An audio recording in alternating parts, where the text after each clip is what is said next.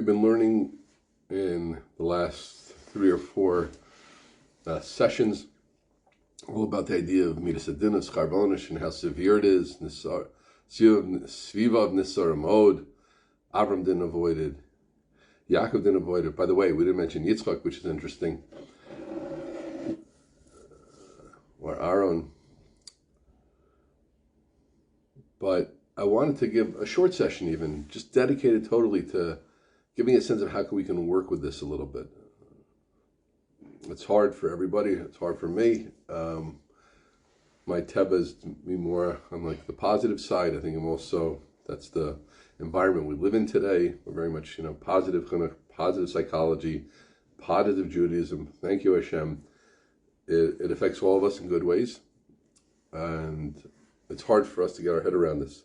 So I want to share a practical word that I remembered from my great Rebbe, Rav Leichter, and really his greatest greatness, at least the greatest greatness that we see in a certain way, is his ability to take ideas and really make them meaningful. Everybody says they do that, but he really does, and tries to always think about the place where high ideas read us in our reality, not just a certain way of making things practical, which means you just take the idea and say, do it a lot. People say I'm being practical, I'm telling you to do it a lot. That's something, but it's not sophisticated. He's very sophisticated. So he was describing the idea, I think, of seriousness and avodas Hashem in general. He might have been speaking about Onish, I don't remember. But the mashal he gave was, imagine you're a servant of the Queen of England, the King of England, and imagine that you take that very, very seriously. Today people joke around a lot about these dynasties, but imagine the good old days when a melech was really a melech, King of France, Kaiser, and you're their servant. You take it very, very seriously. So if those who are watching this are watching, and you're bringing the king a cup of water, and your hand is shaking until you spill it all over the king. That's what often happens to us with these more serious ideas. We don't know how to handle them correctly, and we just get nervous by them. But when you just get nervous by an idea, so then you're going to push it off and not be able to handle it directly, and therefore either have a bad effect on yourself or push it off, which I think what happens to most of us when we deal with these ideas. We just can't deal with them, and there we make it not part of our Yiddishkeit, not part of our Ashkaf, not part of our world, which we lose by doing that, because these are ideas which are true, and these are ideas which can be inspiring, not in the sense of inspiring the way positive psychology is, but inspiring the ways of pushing us to do the right thing, getting us to be who we want to be. We can use these ideas.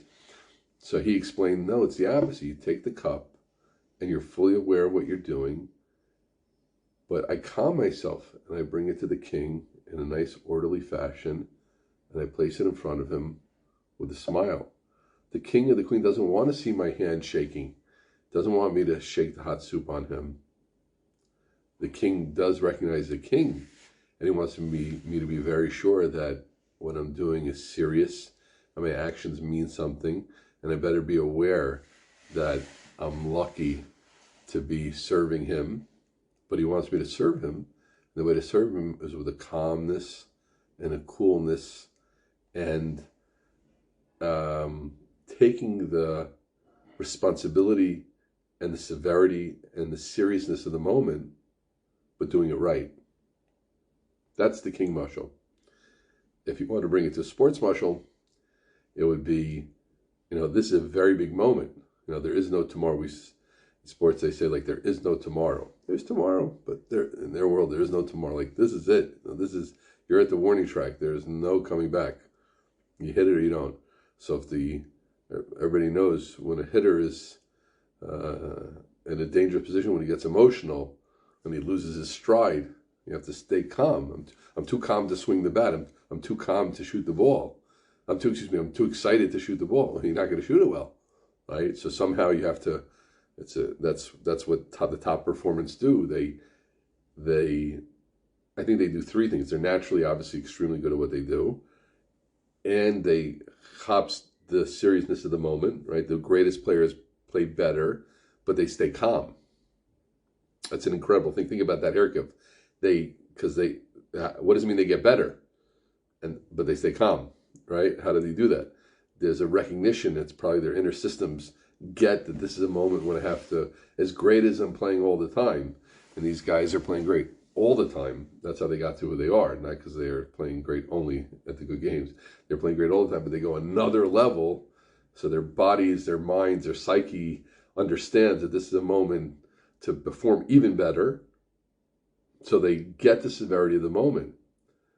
Together with that, they stay calm and don't freak out. Incredible. That's what it is. That's what Avodas Hashem is supposed to be. That's how I understand it. These ideas that we take the idea that life makes a difference and it's serious. And no one should think, I always like to say, I'm not sitting as someone outside of the maze who's worked it all out and sharing and parting of my wellspring of ideas. I'm there with everybody, trying to balance things and get it right a little bit. I'm not saying that to be normal, or I'm saying that because it's true. So, especially ideas like these, which I see myself as better being like more in the positive doing than other stuff. So, my own personal judgment. So, and I have to learn how to deal with these ideas better and bring them in and use them in a positive way. So, but I think that's the message. We're serious, we're calm, we get it, but we act. And we take it in. Life is serious. Life is not a joke. Avodas Hashem is definitely serious. Being Ovid to Melech Malchim Malchim, there are consequences, right? There are consequences. We're going to win the series. We're not going to win it. It means something to us. That's what meaning means. There is mishpat.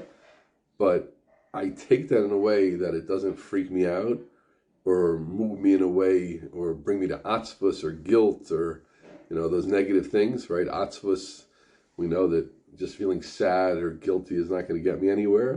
Guilt sometimes does people, but sadness doesn't move people. But it's that I'm always moving back to this state of active, moving, getting done, learning, doing mitzvahs, but also being shomer myself from all the things I shouldn't see, eat, say, aware the severity, the care which has to go in to dealing with people or dealing with mitzvahs, how important tefillin is, how important lashon hara is, how important not embarrassing people is, how important not to give people a bad feeling is, how important chil Shabbos is, how important muktzah is, how important a bracha is, all these things with cosmic things. I have that awareness, my time, but I stay calm and happy and moving. And Bezrat Hashem, hopefully that will give a little bit of a petach, a little bit of a help to bring these ideas into ourselves in a good, healthy way, in a way that we can work with and be better people, better Ovdei Hashem.